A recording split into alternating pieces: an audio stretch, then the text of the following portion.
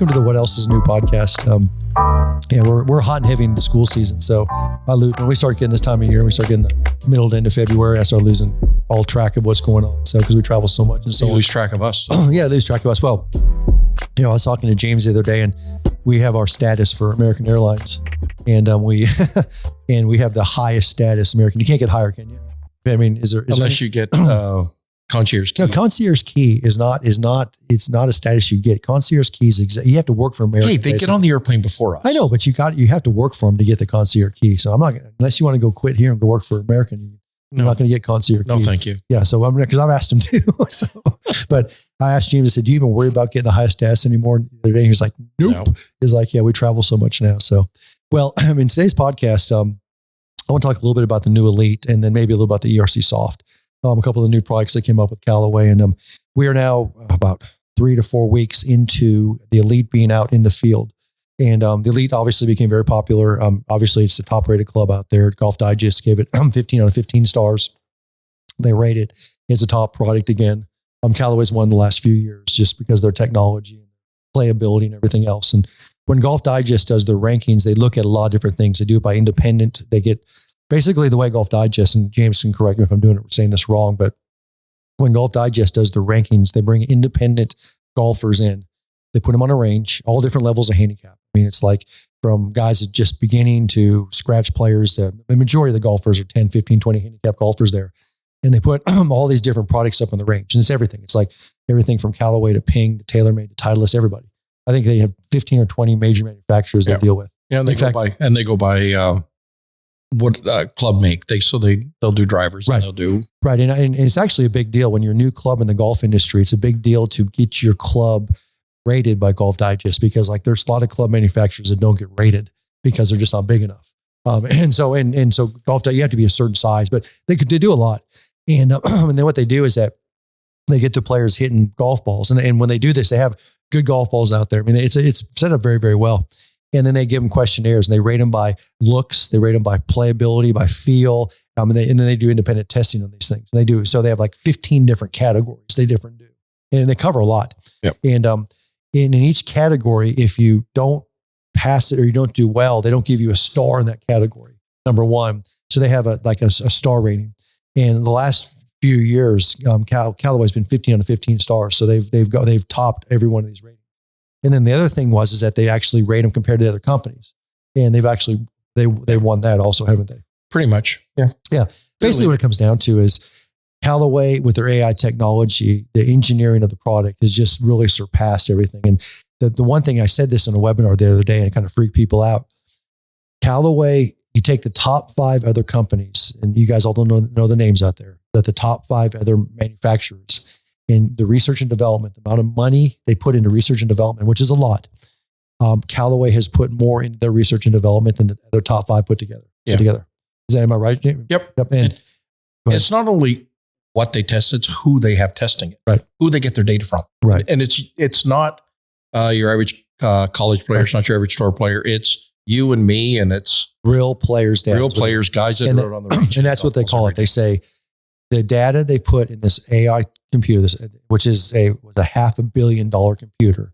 And now they just feed it with data upon data upon data. Because remember, you can have an AI computer sitting there, but if you don't put data into it, it's just a box. Paperweight. It's just a paperweight sitting there. Well, it's a little bigger than a paperweight, but it's just sitting there.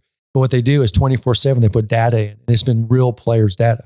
And when they mean by real players, they told us that 95% of the data they put into this for the AI is players that have like a 10, 15, 20, 25 handicap. Yeah. So now there is the college players, there's the pros that they've also put the data in there, but the majority of it is real players' data is what they call it. Yeah, so with the takeoff of when they're doing the fitting days, or they're doing demo days, fitting days, anybody that goes into their fitting labs that they've got across the country. We get data here. I mean, they get data. We even get data here. When we work on Top Tracer, we do different things at our academy. We're always pulling data. And when you do Top Tracer, when you've got the TrackMan, when you got they're pulling data, and they're saying, okay, where are they hitting it on the face? Where are they hitting it high? Where are they hitting it low? How are they missing it here? When they're hitting this distance, what are they doing? Yep. And they're constantly putting this data in and analyzing this data.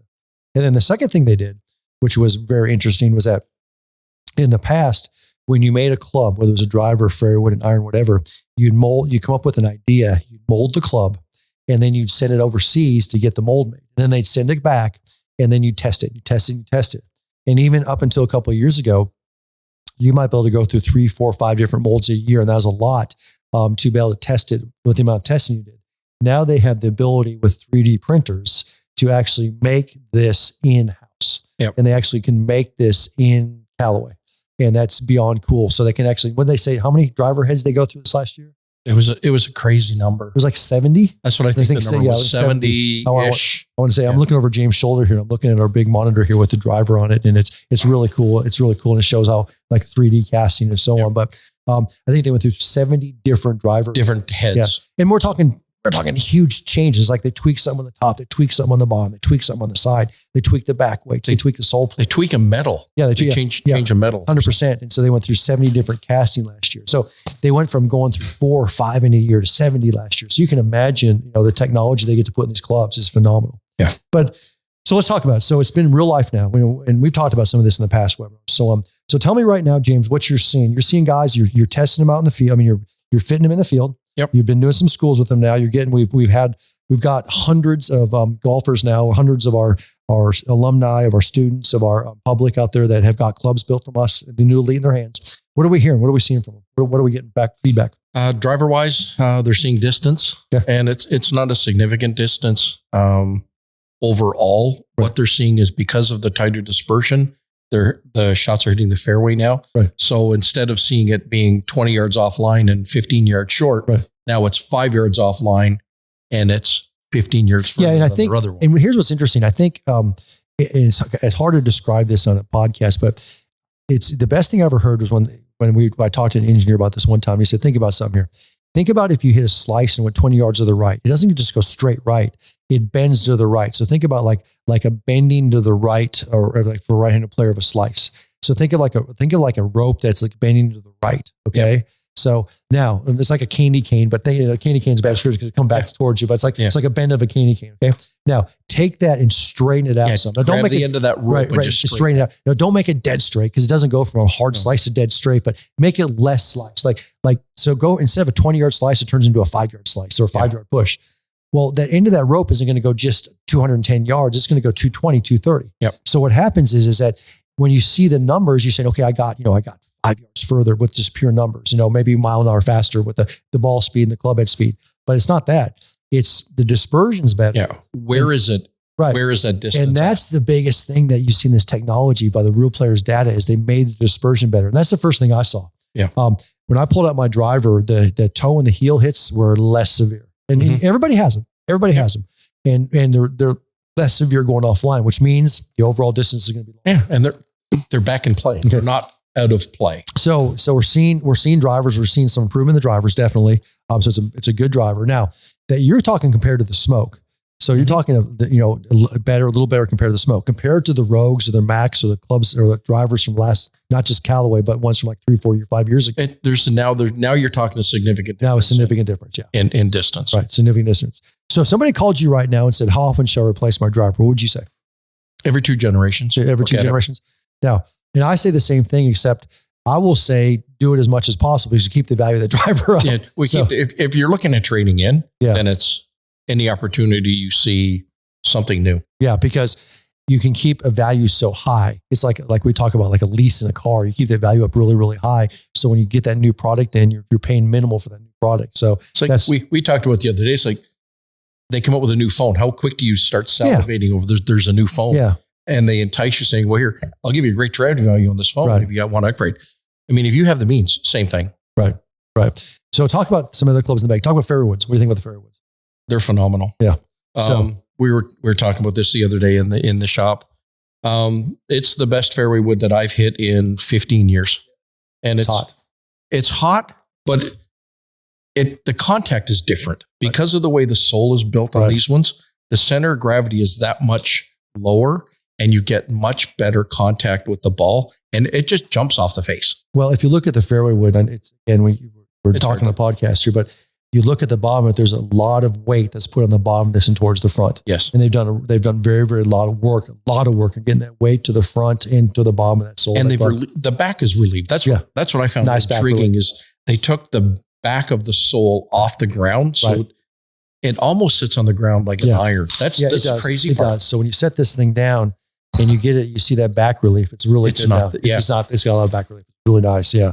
So yeah, the fairway woods are hot. Yeah. And they're really hot. I'm waiting to see what the next one that's coming. Well, I'll tell you what I'm seeing now, and it's interesting, but I'm getting guys who are getting entire bags, and they're getting like a driver. The typical bag we do in here is a driver, like a 5-wood, 4 and 5 hybrid, sometimes a 6 hybrid, 7-iron through the wedges. And I'm getting guys who are getting this 5-wood in their bag, and they're like, oh my Lord. And they're like going, I'm going to try 7-wood instead of 4 hybrid. I'm going to try a 9-wood instead of 5 hybrid, because these are so hot.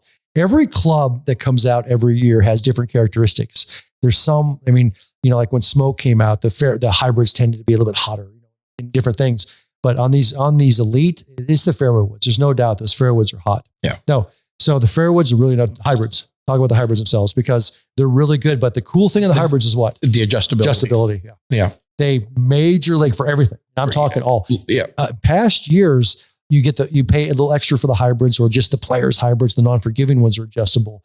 Now you have adjustability in the neck, which adjusts for little loft and lie. Little bit of loft. Lying. More importantly, lie, which can be 2 up to 2 down, everything in between. And then you got the weighting on the back, and you can actually do some weight adjustments in the back.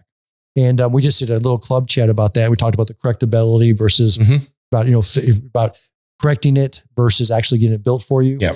When a hybrid or any club in your bag is sent to you from us or from Callaway, we get it built for you.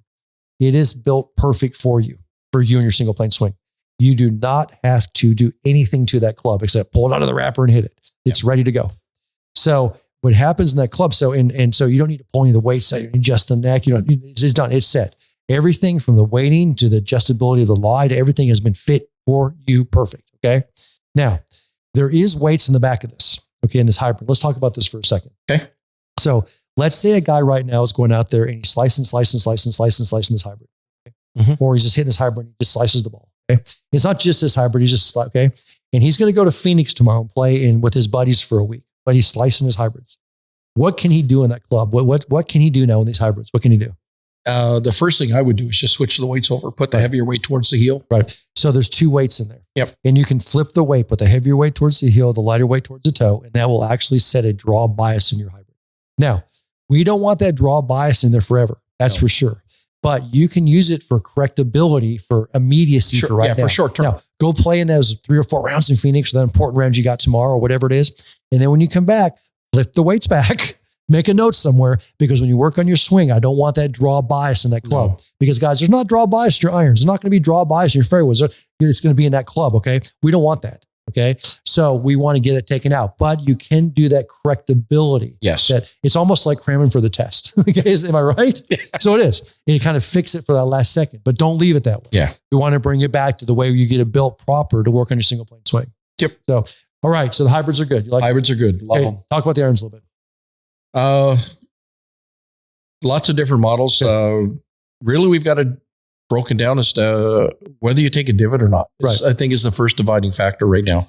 If you make a divot, we're going to put you in the elite. If you don't make a divot, we're going to take something with a little bit wider sole, a little bit more peripheral weighting on it, a little bit more weighting down low on the club below the equator of the ball. So we're looking at the HL. And for those that don't have a fast swing speed, we're going to be at the max fast.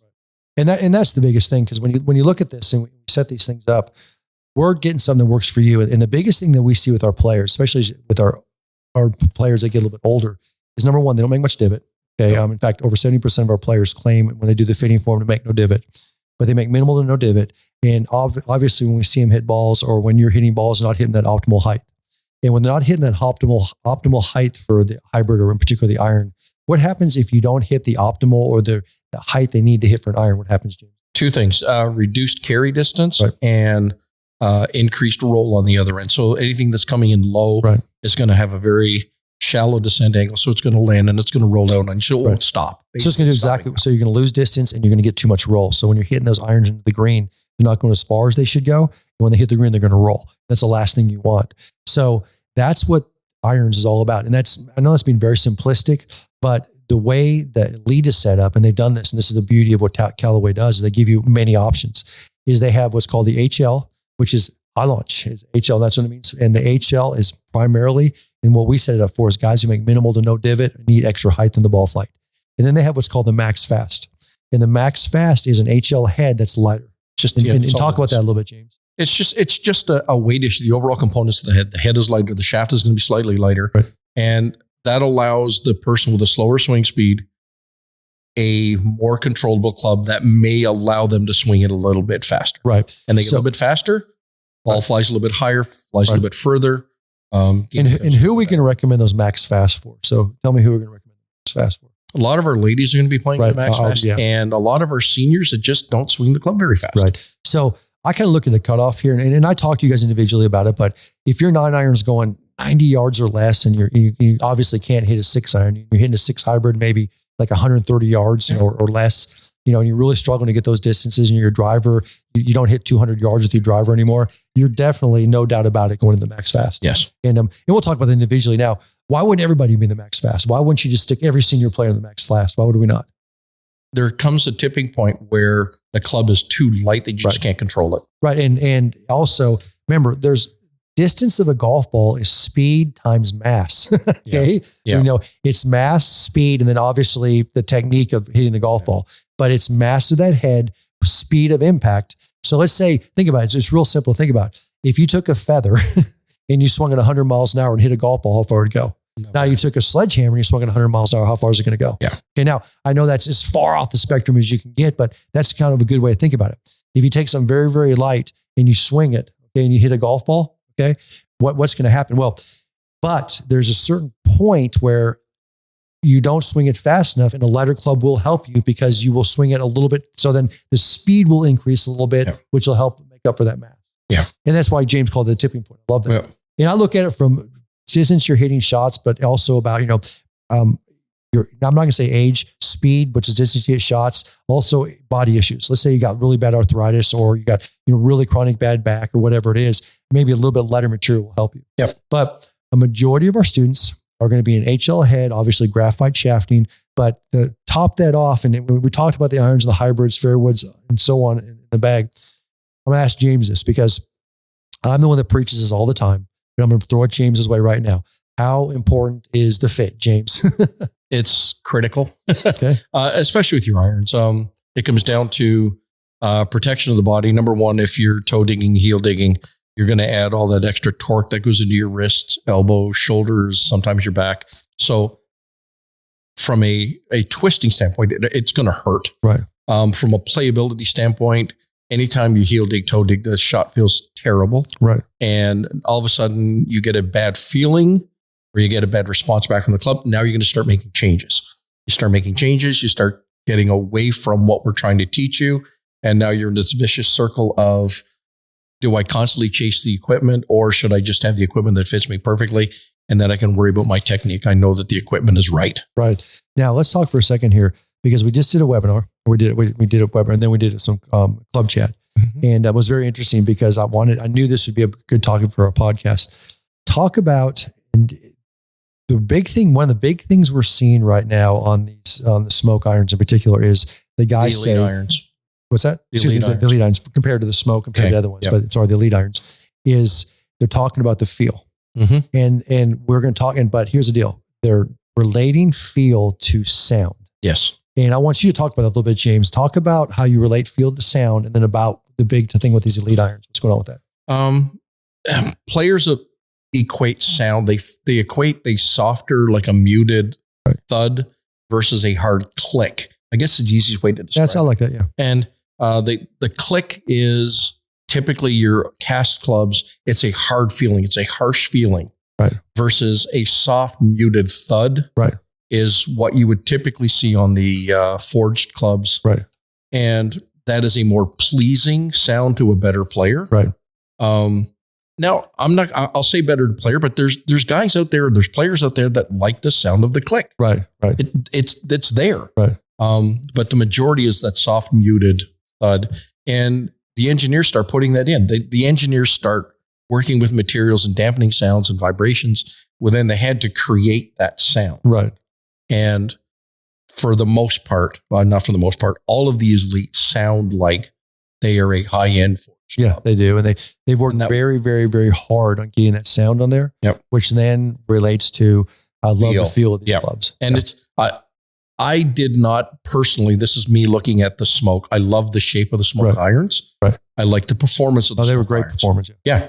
I didn't like the sound of them. That was the biggest thing on the smoke. And when you ask the engineers at Callaway, what's the biggest difference between the elite and the smoke, they'll sit there and say, well, they did a little bit of playability in the head, they did a little bit of distance, but the biggest thing was the sound. As they said, and so they try to get a softer feel, but they did it by sound. Yeah.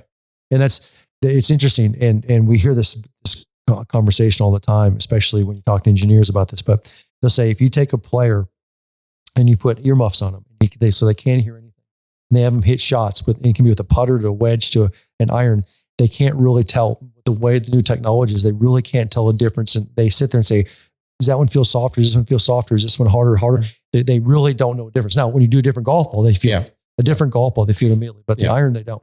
Yep. But then you take those earphones off them and they all of a sudden go, this is the hard one. This is the soft one. This is, and it's because of the sound they're hearing. Yeah. And so they relate, feel, and sound. Yeah. It's funny because you'll have them with the earphones on. And I've seen this where they're hitting the shots and all of a sudden they go, I love this club. Yeah. And they're hitting it. The performance is doing everything they want to do. They take the earmuffs off and all of a sudden you get the sound. They go, oh, what the hell was that? Yeah. And it's like, no, put that away. Take that away. I don't want that one.